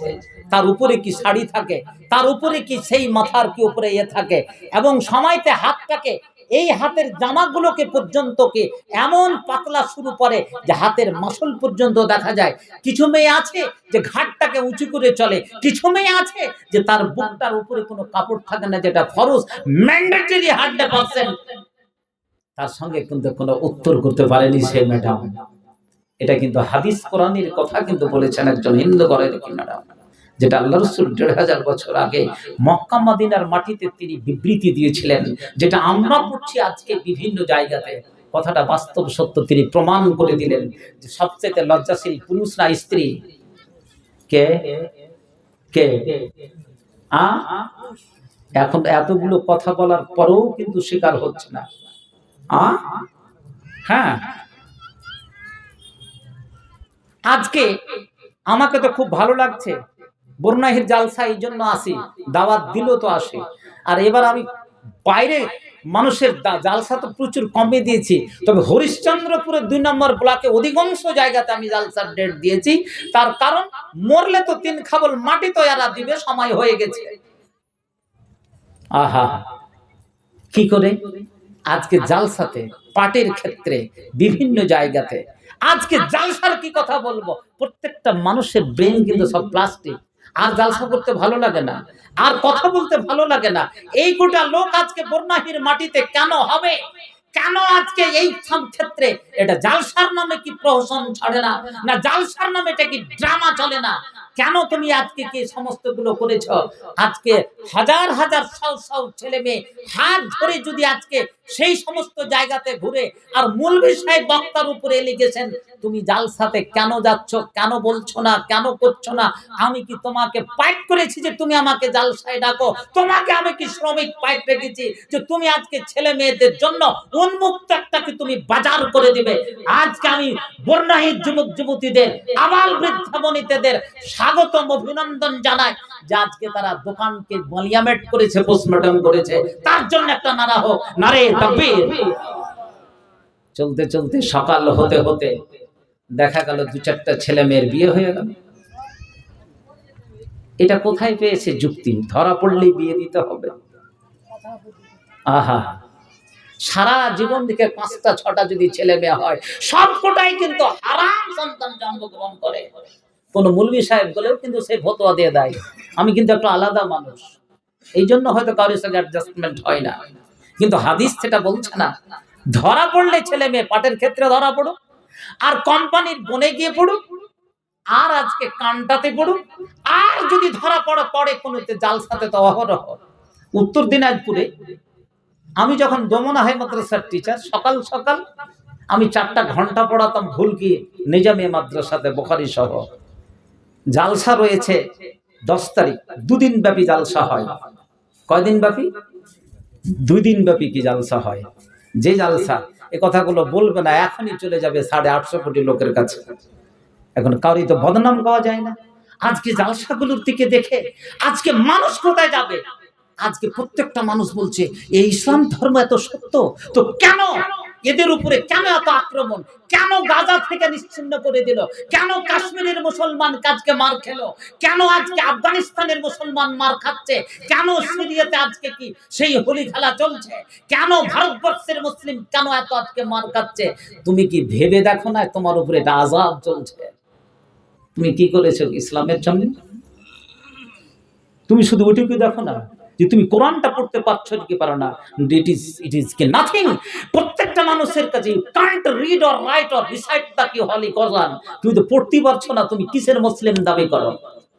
পড়তে তো পারছে না। এটা পড়বে খালি মুসলিম, এটা পড়বে খালি শুধু ওবাইদুল্লাহ ফালাহির মতো লোক, এটা পড়বে শুধু কি মাওলানা শাহিদুল ইসলামের মতো লোক, খায়রুল ইসলামের মতো লোক। তোমাকে পড়তে হবে না? তুমি কি করেছো? তুমি কেন মুসলিমের খাতা ইনলাস্টেড হয়েছো? কেন মার খাবে না? এটা তো শুরু তো হয়েছে, এখন ট্রায়াল শুরু হয়েছে, এখন ইমানের পরীক্ষা। যতগুলো আবর্জনা থাকবে, যতগুলো পৃথিবীর আবর্জনা থাকবে, 3য় বিশ্বযুদ্ধের আগে সমস্তগুলো কিন্তু শেষ হবে। নারে তাকবীর। এই ওয়াজ আমি বক্তৃতা করেছি, নেটে দেখে নেবেন। এই সমস্ত মানুষগুলো কিন্তু আবর্জনা যারা আছে, যারা বেঈমানি শয়তানি করছে, মসজিদ কাজকে নামাজের মতো লোককে কি ফাঁকি দেয়, নামাজ পড়তে অবমাননা। বললাম ওয়াইল নামক স্পেশাল জাহান্নাম তাকে কেন দেওয়া হবে? জেনা করে মসজিদে গেছে, বেঈমানি করে মসজিদে গেছে, ঘুষ খেয়ে মসজিদে গেছে, কাউরি আল চেপে মসজিদ গেছে, বাবা দাদুরা মসজিদ দিয়ে গেছিল, তুমি উল্টে সেখানে করে ঘর বানিয়ে দিয়েছো। আবার তুমি কোন মসজিদে নামাজ পড়ছো? এত বড় মহত্বপূর্ণ নামাজকে তুমি আজকে অবমাননা করেছো। তো এই জন্য তোমার স্পেশাল জাহান্নাম অয়েল, যেটা হচ্ছে পচা, অতিরিক্ত পচা সেই পুঁজ আর রক্তের সেই একটা ভ্যালিতে তোমাকে সেখানে হাবুডুবু খেতে হবে। ভালো করে জেনে রাখো, মানুষের টাকা তুমি ভক্ষণ করেছো, আত্মসাৎ করেছো, অতএব তুমি সেখানে করে গুঁতো লাগাও। নারে তাকবীর। হ্যাঁ, ধরা পড়লেই কিন্তু দিয়ে দিল বিয়ে। কি কার সঙ্গে বিয়ে দিতে হবে? যে মেয়ে রাজি তার সঙ্গে বিয়ে দিতে হবে, যে ছেলে রাজি তার সঙ্গে বিয়ে দিতে হবে। এটা হাদিস বলছে তো, তাই কি না? এবারে ধরা পড়লো একটা ছেলে মেয়ে, সকাল হতে হতে 3-4টা পড়েছে, বিভিন্ন জায়গায় জালসা, বিয়ে সকাল হতে ফজর নামাজ আগে 5টা বিয়ে হয়ে গেছে, বিনা বাতার সাথে, তাই না? বিনা দাওয়াতে ওয়ালিমাতে সকাল হতে হতে সুসংবাদ, খুশির সংবাদ। বাবাও খুশি, মেয়ের মাও খুশি, ছেলের বাবাও খুশি, কোনো খরচ হয়নি। বাবা তুই খুব ভালোই কাজ করেছিস। এই বিয়ে কে দিতে বললো তো আপনাকে? আমি বলেছি যেই বিয়েতে, ভালো করে শুনুন, এটা শরীয়তটা কি যেমন তেমন কি কথা নয়। যেই বিয়েতে ছেলে রাজি, যেই বিয়েতে মেয়ে রাজি, তার সঙ্গে কিন্তু বিয়ে হবে। আপনি ধরে দেখা গেল তারা সেখানে মশকরা করতেছিল, তারা সেখানে করে কি করতেছিল, মশকরা করতেছিল, অথবা সেখানে করে কি করতেছিল, বদমাশি করতেছিল, মজা লুটতেছিল। ছেলের তরফ থেকে হতে পারে, মেয়ের তরফ থেকে হতে পারে। আপনি ধরে বিয়ে কেন দিলেন? কিভাবে তারা রাজি হলো? যদি বিয়ে না করে তাহলে আপনি লাঠি চাপিয়েছেন, লাঠি মেরেছেন, চাপ প্রয়োগ করেছেন। ছেলে হোক বা মেয়ে, হয়তো মেয়েটাও বিয়ে করতে রাজি ছিল না, মস্করা করতেছিল, বেঈমানি শয়তানি করতেছিল, তাফালিং করতেছিল, এতটুকু কথা। কিন্তু আপনি ধরে বিয়ে করতে তারা রাজি হয়ে গেল। এই ক্ষেত্রের দিক দিয়ে যে আপনি তাদের উপরে মারধর করেছেন বা মারধর করবেন, চাপ প্রয়োগ করেছেন, তখন তারা খুদা না খাস্তা বা কোনো পথ না পেয়ে তারা রাজি হয়ে গেছে। ছেলেটা হোক বা মেয়েটা হোক, দুজনের পক্ষ থেকে কাউরি যদি একটু অমিল থাকে, অনুমতি অ্যাসাইনমেন্ট যদি তাদের না থাকে, তাহলে সে বিয়ে হারাম। কিন্তু আপনি জোর জবরপূর্বক আপনি বিয়ে দিয়ে দিলেন, এটা কোন দলিলে যাকে বিয়ে দিতে? কতগুলো ক্ষেত্রে জায়েজ, তারা যদি রাজি থাকে বিয়ে যায়, সহস্তে যদি রাজি থাকে বিয়ে দিলে সেটা জায়েজ। কিন্তু তারা রাজি নেই, ছেলে রাজি কিন্তু মেয়ে নয়, কিংবা মেয়ে রাজি ছেলে নয়, এই ক্ষেত্রে বিয়ে দেওয়া যায় না। দলিল কি, প্রমাণ কি? লা তুনকাহু আল আইজিম হাত্তা তুস্তামারা, হাদিস বলছে যারা বিধবা বা যারা তালাক প্রাপ্তা, যে সমস্ত মেয়ের স্বামী মারা গেছে, 4 মাস 10 দিন শোক পালন করার পর ইচ্ছা করলে দ্বিতীয় সংসারে বিয়েতে বসতে পারে। এক, অথবা তালাক প্রাপ্তা, যে মেয়েকে তালাক দিয়ে দেওয়া হয়েছে, এই মেয়েটা ইচ্ছা করলে দ্বিতীয় সংসারে বসতে পারে। আজকে সমাজে এমন অবস্থা, একটা ভালো ছেলে পাওয়া গেছে, ইদ্দাত পুরোপুরি পালন হয়নি, সেটা তালাকে খালাই হোক বা এরকমই তালাক হোক, তার তো একটা ইদ্যত আছে, সময় আছে। আর এই ইদ্যতের আগেই তার বিয়ে শাদী দিয়ে দিল, যতগুলো ছেলে হবে, বিয়েটা তো হারাম, তো ছেলে পিলে এগুলো সব যারও সন্তান তৈরি হবে। নারে তাকবীর! ভাইরে আমার, যখন আপনি জানেন না শরীয়ত, আজকে 73টা ফিরকা কেন হয়েছে? যারা সঠিকভাবে লেখাপড়া করেনি, যারা সঠিকভাবে মাসলা বুঝেনি, যারা সঠিকভাবে হাদিস কোরআন বুঝেনি, নিজে পড়ে পড়ে যারা কোরআন পড়েছে মোবাইল থেকে, যারা নিজের ইচ্ছায় পড়ার চেষ্টা করেছে, তারা এক একটা ফিরকা জন্ম দেবে, সমাজে বিকৃতি সাধন করবে। পড়তে গেলে কাউরি কাছে, কোনো শিক্ষকের কাছে ধরে তোমাকে পড়তে হবে, ও তাহলে তুমি সেই শিক্ষা অর্জন করতে পারবে। না হলে এক একটা ফিরকা, এক একটা সংস্কার, এক একটা জিনিসকে ফিতনা সৃষ্টি করে পৃথিবীর মাটিকে আপনি জলাঞ্জলি দিবেন। অতএব সাবধান, না জানলে সেখানে করে বেশি মুচুদ্দি না করে, সেখানে করে কিছু কথা না বলে, কোন বড় লোকের কাছে যেন ফাসআলু আহলা যিকর ইন কুনতুম লা তাআলামুন। কোরআন বলছে তুমি যদি না জানো তাহলে হলি কোরআনকে জেনে নাও, কোন যে হলি কোরআন ভাষ্যকার, যে কমেন্টেটর আছে, তার কাছ থেকে জেনে নাও। তাহলে যদি বিধবা তালাকপ্রাপ্তা মেয়ে হয়, তাহলে তার কাছে বিয়ে দিতে গেলে বলছে হাদিস, 1500 বছর আগে আল্লাহ রাসূল, তাকে মুখ দিয়ে উচ্চারণ করিয়ে নিতে হবে, ও মেয়ে তুমি বিয়ে করবে কি করবে না। যদি মুখ দিয়ে বলে হ্যাঁ করবো, বিয়ে দিয়ে দাও। যদি বলে যে না আমি বিয়ে করবো না, বিয়ে দিতে আপনি পারবেন না, কারণ ও একবার সংসার করেছি, আরেক সংসার করেছি যে তার স্বামী মারা গেছে। বুঝাতে পারলাম কি পারলাম না? এরকমও মেয়ে তো জালসাতে ধরা পড়তে পারে। ধরে বেঁধে আপনি বিয়ে দিয়ে দিলেন, এই গুনাহটা কেন আপনি করলেন? ওই মেয়েকে, ছেলেকে বিপদে আপনি কেন ফেললেন? নেক্সট আরেকটা, যেটা কুমারী মেয়ে যারা আছে, ওর ক্ষেত্রে হাদিস হচ্ছে লা তুনকাহুল বিকর হাত্তা তুস্তাজান। যে মেয়ে এখনো কোনো ঘর সংসারের মুখ দেখেনি, এই মেয়ের বিয়ে শাদী দিতে গেলে তার অনুমতিটা নিতে হবে। অনুমতি কিরকম?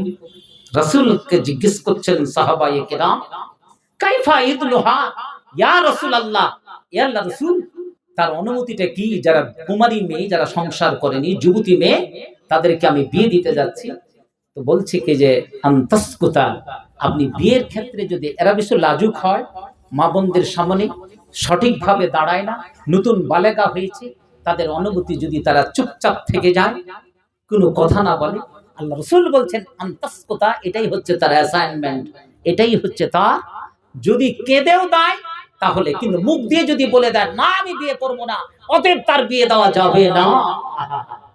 ওরে আমার প্রিয় যুবক যুবতী, জেনে রাখুন একটা বিয়ে কিভাবে দিতে হয়, একটা পাত্র পাত্রী কিভাবে নির্বাচন করতে হয়। পাত্র পাত্রীর সম্মতি ছাড়া যেমন বিয়ে হয় না, তুমি সেখানে যদি পণ্ডিতগিরি করতে যাও, শরীয়তকে যদি নিজের ইচ্ছায় তুমি যদি খাটাতে যাও, তাহলে এটা অন্যায় হবে, শরীয়তকে জলাঞ্জলি দিবে। অতএব তুমি যদি এই ক্ষেত্রে না জানো, তাহলে কোনো যুবক যুবতীর উপরে বল প্রয়োগ চলবে না, চলবে না। এখানে করে কোন রকম প্রহার করা যাবে না, এটা একটা শরীয়ত, এটা একটা সংবিধান। অতএব তাদের জীবন তৈরি হবে। সেটা যদি নেকা যদি হারাম হয়ে যায়, তাহলে যদি ও হারামের উপরে সংসার করলো 30 বছর ধরে, 40 বছর ধরে, 50 বছর ধরে, যদি আর 5টা 6টা ছেলে মেয়ে হয়ে যায়, ওরে যখন বিয়ে হারাম, তাহলে যতগুলো ছেলে মেয়ে হবে, ওরে আমার প্রিয় সন্তান সন্ততি, ওরে যুবক যুবতী, জেনে রাখুন, জেনে রাখুন, সমস্ত সন্তান হবে জারজ সন্তান, সমস্ত সন্তান হবে হারাম সন্তান। এই সমস্ত কাজগুলো করতে যাবেন না। যদি আপনার মাসলা জানা থাকে তাহলেই করবেন, না হলে ফাসআলু আহলা যিকর, তাহলে যারা জানে মাসলা তাদের কাছ থেকে আপনি জেনে নেবেন। এটাই হবে সঠিক পথ, এটাই হবে সঠিক আচরণ, নচেত আপনি সেখান থেকে ফিরে যাবেন। বক্তৃতা শেষ নাজি শাহিদুল, আর বেশি বক্তৃতা দিয়ে লাভ নেই। মানুষ বসে আছে, বলেছে কি যে যখন নভেল নাটক পড়েছেন তো, নভেল নাটক, নভেল নাটকের কোনোদিন শেষ হয় না উপন্যাসের, শুধু মাঝখান নদীতে ছেড়ে দেয়, তারপরে বলে কি যে এরপরের পাতাটা কি আছে, এরপরে পাতাটা কি আছে, না মানে ওখানে ছেড়ে দিল। পড়ার প্রতি উদ্গ্রীব, ওই যে বলেছিলাম যে ইকরা দিয়ে শুরু আর ইকরা দিয়ে শেষ। মসজিদ আবাদ করতে হবে, মসজিদে আবাদ করতে গেলে পড়া লাগবে, মসজিদ আবাদ করতে গেলে পড়া লাগবে, আর পড়া না করতে গেলে কি মসজিদ করে কোনো লাভ নাই। একটা গাছতলাতে হবে, বাঁশতলাতে হবে, যে কোনো জায়গাতে আপনার নামাজ হয়ে যেতে পারে। মসজিদকে আবাদ করতে গেলে কি পড়া লাগবে, পড়া কি মক্তব চালাতে হবে। গ্রাম বাংলা থেকে আজকে মক্তব কিন্তু উড়ে গেল। এখানে মক্তব চলছে তো নাকি? মক্তব বলুন আলহামদুলিল্লাহ, মক্তব পড়ছে তো শুধু মায়ালোক মেয়ে ছেলেটি পড়ছে না ছেলেরা পড়ছে? ছেলেরা খুব কম, ছেলেরা সব দিল্লি বোম্বেতে পড়ে আছে। জি, এরা কেউ থাকে না, মিশনে পড়ছে। মসজিদ আবাদ করতে গেলে ছেলেরা কজন আজকে পড়ছে? এটাও তো একটা ফিতনার যুগ। মেয়েদের সংখ্যা বাড়বে ঠিক আছে, কিন্তু মেয়েরা আজকে পড়ছে এখানে করে মক্তব গিয়ে, তো ছেলেরা কেন আজকে যায় না? তার মানে এটা আমাদেরই দুর্বলতা। আচ্ছা, আপনারা কতজন, আমরা কোরআন এলাকার ছেলে, আমি কতজন কোরআন পড়তে জানি? ইনসাফের সঙ্গে হাতটা উঠাই তো। আপনারা নিজে দেখেন কোরআন। তাহলে আমরা তো মক্তবের ছাত্র হতে পারি 10 দিনের জন্য, হতে পারি না? না কি কথাটা? এই জালসা করে কি হবে জি ভাই? আর পয়সা দাম দিয়ে কি হবে? আমি তুই যদি সঠিক দোয়াটাই যদি জিকির আজকার, এমন একটা যুগ আসবে, হাদিস আসছে, কোনো অ্যাটম বম, অক্সিজেন, হাইড্রোজেন, কোনো মিসাইল পৃথিবীর মাটিতে থাকবে না। এই পৃথিবীটা ফাতা হবে, কিতাবুল ফিতানের হাদিস, আশরাতুল কিয়ামার হাদিস। জি, কি হবে? জিকিরের দ্বারা পৃথিবী কিন্তু জয়লাভ হবে। কিসের দ্বারা? কিসের দ্বারা? কথা বলছেন না কেন? জিকির, মুখ দিয়ে। আজকে মানুষ কিন্তু মরে যাচ্ছে হঠাৎ রূপে, সামান্য একটু টেনশনে দেখা গেল রাত্রি 12টায় গিয়ে ঘুমালো, সকাল হতে হতে দেখা গেল যে মরে গেছে ও। হয় না? কেন? ডিপ্রেশনে ভুগছে, টেনশনে ভুগছে। এই টেনশন ডিপ্রেশন থেকে ভোগার জন্য নাই তার মুখে কোনো জিকির, নাই কোনো তার মুখে কোনো আজকার, আছে শুধু মুখে বিড়ি আর সিগারেট। হয়তো সিগারেট মুখে দিয়ে হয়তো রাতে মারা গেছে। কেন কেন কেন কেন? জিকির আজকার নেই। এমন একটা কি সময় আসবে যে মানুষের অস্ত্র হবে, বলুন আল্লাহু আকবার, বলুন একবার করে আল্লাহু আকবার বলবে, উম্মতে মুহাম্মাদির লোকেরা এক একটা করে প্রাচীর ওয়াশিংটনের ভেঙে যাবে, আমেরিকার কি প্রাচীর ভেঙে যাবে, জি সেই ইসরায়েলের কি প্রাচীর ভেঙে যাবে, সারা বিশ্ব কি জয়লাভ করবে। নারে তাকবীর! এই আল্লাহু আকবারটা পড়া যায় তো? পড়া যায় না। কইছে আমি তো শুধু আল্লাহু আকবারই জানি, মাওলানা সাহেব, আর বেশি জিকির আজকার জানেন। আল্লাহু আকবারটাই পড়ুন না। আজকে আমরা জানি না কখন আল্লাহু আকবার পড়তে হয়, কখন সুবহানাল্লাহ পড়তে হয়। পড়ুন পড়ুন সুবহানাল্লাহ। কখন মাশাআল্লাহ পড়তে হয় এটাও জানি না। কখন হাইয়াকাল্লাহ পড়তে হয়, কখন বারাকাল্লাহ। কেউ খেতে ডাকছে, আপনি পরিষ্কার একটা দোয়া দিয়ে দেন। বসে আছে, আসো ভাই খেয়ে নেই, তখন আপনি দোয়াটা কে দিবেন? না ওর খেতে যায় বসে যাবেন। বসে গেলে ভালো, বারাকাল্লাহ, আল্লাহ যেন তোমার খাওয়াতে বরকত দেয়। একটা ছেলে খুব উন্নতি করেছে, ভালো রেজাল্ট করেছেন, কি বলবেন? ভালো কাজ করেছে, মাশাআল্লাহ, আল্লাহ যাতে চায়। জি প্রিয় ভাইরা আমার, এই সমস্ত কথাগুলো একজন মুমিন, একজন মুসলিমের মুখ থেকে বেরাবে। একদিন কিন্তু সমস্ত জিনিস, সারা বিশ্ব কিন্তু জয়লাভ হবে। আল্লাহু আকবার। আচ্ছা, আপনি বাড়িতে ঢুকছেন, বাড়িতে রাত্রি 12টার সময় গেছেন, বাড়িতে কেউ নাই, ওই বাড়িতে ঢুকলে কি বলে ঢুকবেন? কি আসসালামু আলাইকুম। এটাও যদি সালামও দিতে যদি না জানেন, তো কি বিড়ি সিগারেট আর তামাক কচলাইতে তো ঢুকি আমরা, তাই না? কি বলে ঢুকতে হবে? যদি কিছু না জানেন, একটা খালি বাড়িতে কারা থাকে? জিনেরা থাকে। কারা থাকে? জিনেরা। প্রত্যেকটা মানুষকে কিন্তু পৃথিবীর মাটিতে এমন কোন বান্দা বান্দি জন্মগ্রহণ করবে না যে তাকে জিন টাচ করেনি। ছোট ছোট বাচ্চা শিশুকে আমরা জিন টাচ করেছি। ছোট অবস্থায় শিশুরা কাঁদে তো, দাঁড়াও, কিন্তু শুধু একটাই লোককে জিন টাচ করেনি, কিয়ামত পর্যন্ত করতে পারবে না। সেটা কে? মারিয়াম আর ঈসা। বিনা বাপে সৃষ্টি হয়েছিলেন কে? ঈসা। তার মায়ের নাম কি? মারিয়াম। কোথায় ছিল তাদের বাড়ি? ওই যে ফিলিস্তিন। সমস্ত নবীটি এসেছে ফিলিস্তিনের মাটিতে, যত বানু ইসরায়েলের নবী। আজকে ইচ্ছে ছিল ফিলিস্তিন নিয়ে আলোচনা করার, নবীদের সমস্ত জায়গা ফিলিস্তিন টু ইরাক, কিন্তু মানুষজন আজকে লোকজন পায় না, কাকে বক্তৃতা শোনাবো? কতগুলো কথা। প্রিয় ভাইরা, যা হোক, শুধু মারিয়াম আর ঈসা ছাড়া পৃথিবীতে কিয়ামত পর্যন্ত যত মানুষ আসবে, জিন তাকে টাচ করবে। জিন বলে কিছু আছে। জিনের উপরে যদি বিশ্বাস না করেন, কোরআন মাজিদে একটা সূরা আছে, সূরাতুল জিন। কি বললাম? কি আছে প্রথম আয়াত? ওহিয়া ইলাইয়া আন্নাহু ইসতামা নাফারু মিনাল জিন ফাকালু ইন্না সাম'না কুরআনান আজাবা। এরকমই আছে। কোরআন মাজিদে একটা সূরা আছে, সূরাতুন নাস। হাজরাতে দোপাইয়া ইনসানের নামে আছে আর জিনের নামে আছে। তাহলে জিনের উপরে বিশ্বাস করতে হবে কি হবে না? একটা বাড়িতে যদি পড়ে থাকে, আপনি হঠাৎ রাত্রি 12টায় বাড়ি গেছেন, কেউ নাই, খালি বাড়ি পড়ে আছেন, সালাম দিয়ে ঢুকেন, সেটাও যদি না পারেন, খালি ঘরে জোর করে একটা বলুন আল্লাহু আকবার বলুন। জিন, জিন বেশি শক্তিশালী না মানুষ বেশি শক্তিশালী? কে? এটাই তো বলছেন, মানুষ শক্তিশালী। জিনের এত ভয়, এত ভয়, কিন্তু আমরা আসলে জিনকে দেখে ভয় করি, তখনও ধরে নেয়। যে মানুষ বেশি রাগা আর যে বেশি ভয় করবে, ও কিন্তু জিন ধরবে। কিন্তু মানুষের ভিতরে যদি জিকির আজকার থাকে, কত দূরে পালাবে এখান থেকে তার শেষ নাই। কোড়োয়া পর্যন্ত একই সঙ্গে কি পালাবে, আপনি তাকে দেখতে পাবেন না। তো যেই বাড়িতে আপনি ঢুকবেন, যেই ঘরে ঢুকবেন, প্রথমে আল্লাহু আকবার বলেন। এই আল্লাহু আকবার বললে জিন থাকতেই পারে না। প্রিয় ভাইরা, কিন্তু বাড়িতে যদি মদের আসর থাকে, বাড়িতে যদি বিড়ি সিগারেটের আসর থাকে, তাহলে আল্লাহু আকবার বলেও কিন্তু জিন আপনার ভাববে না। প্রিয় ভাইরা, ওই বাড়িতে জিন থাকতে পারে না, ওই বাড়িতে থাকতে পারে না। একটা গাছ, জান্নাতি গাছ আপনারা বাড়ির আশেপাশে লাগাবেন, যেখান থেকে জিন সাধারণত দূরীভূত থাকবে। আল্লাহ রাসূল যখন মেরাজে গেছিলেন, তখন তিনি একটা গাছ দেখেছিলেন। সেই গাছটার পাতাগুলো ছিল হাতির পাতার মতো, হাতির কানের মতো। সেই গাছটাকে বলা হয় বরের গাছ, হাইব্রিড গাছ, তাই না? এখন যত হচ্ছে কি সব হাইব্রিড। বরের গাছ, কুলের গাছগুলো সেখানে লাগানো যায়। আল্লাহ রাসূল বলেছিলেন, আজ থেকে ১৫০০ বছর আগে যখন কোনো মানুষ মারা যাবে, তখন পানিটা গরম করবে কোন পাতা দিয়ে? কেন? পৃথিবীর কোনো ডিটারজেন্ট, পৃথিবীর কোনো ডিটারজেন্ট পাউডার, মেডিকেল সায়েন্স সেটাকে প্রমাণ করেছে, এমন কোনো পাতা নেই, এমন কোনো পাউডার নেই যে পানিকে এতটাকে পরিষ্কার করে দিতে পারে।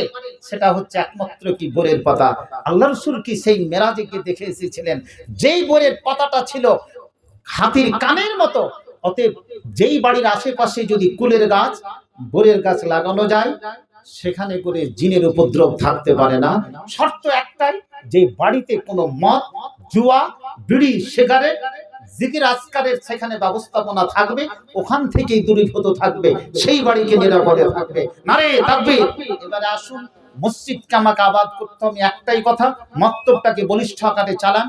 জি, আমি যদি না জানি 10 দিন মাওলানার কাছে গিয়ে বসি, একটু কোরআন টামসি পড়াটা শিখে নিয়ে এটা করা যায়, এটা অনুরোধ করব। সময় আসছে, ইমান যে কোনো সময় আপনাকে কেড়ে নেবে, আপনি বুঝতে পারবেন না। আমি বলেছি জীবন শুরু হয় একরা দিয়ে, জীবন শেষ হবে কি একরা দিয়ে। অতএব আমাকে পড়তেই হবে। আপনাকে কোনো মুফতি হতে বলছি না, কোনো শাইখ হতে বলছি না, কোনো আপনাকে বড় মানুষ হতে বলছি না। বলছি কি আপনার দৈনন্দিন জীবনে যেটুকু প্রয়োজন, you only কি read and write, only কি recite the Holy Quran for a human being, it is enough। এতটুকু দরকার, এটুকু আপনাকে করতে হবে। বলুন ইনশাআল্লাহ, সকলে বলুন ইনশাআল্লাহ। পড়বেন তো, কোরআনটা পড়বেন তো? 10 দিন পড়লি তো পড়া যায়, পড়া যায় না? এটা কোরআন পড়ে পৃথিবীর মাটি থেকে যাবে। আসুন, আমার হাতে মসজিদের উন্নতি কল্পে মসজিদ খানটা আপনারা যেভাবে এর আগে আপনারা পরিশ্রম করে এতদূর পর্যন্ত নিয়ে গেছেন, অভিনন্দন সকলকে জানাই, যারা বেঁচে আছে, যারা জগৎ থেকে চলে গেছেন। এই বন্যাহীর যুবক যুবতী, আবাল বৃদ্ধা বনিতা, সকলেরই প্রচেষ্টায় যে মসজিদটা একটা ছোট্ট মসজিদ ছিল, সেই মসজিদটা যদিও সেটা জামে মসজিদ, কিন্তু এই মসজিদটা দেখে আমার বুক ভরে গেছে। আরো অনেক কিছু কাজ আছে, আশা করি আপনাদের দ্বারাই আল্লাহ তাআলা করিয়ে নেবে। আর আপনারা কি সহযোগিতা করবেন? জি, আপনারা করেছেন, এখনো করবেন। যা হোক, আমার সময়টা একেবারে কি শেষের মধ্যে কি চলে এসেছে। মাত্র 10 মিনিট আপনাদেরকে একটু খাপাবো। আপনারা আসুন। এর পূর্বে যেইভাবে আপনারা যারা ব্যবসায়িক ছিল, যারা ব্যবসায়িক আছে, যারা চাকরিজীবী মানুষ আছে, যাদের আর্থিক অবস্থা কি ভালো আছে, সবাই মিলেমিশে একটু করে দানের সহযোগিতাটাকে বাড়িয়ে দেন। 10-15 মিনিট আপনাদেরকে একটু বিচলিত করব, আপনাদেরকে কষ্ট দেব। প্রিয় ভাইরা আমার, আপনারা আসুন আর সেখানে করে দানটা দিন। এই যে অপরিচিত একজন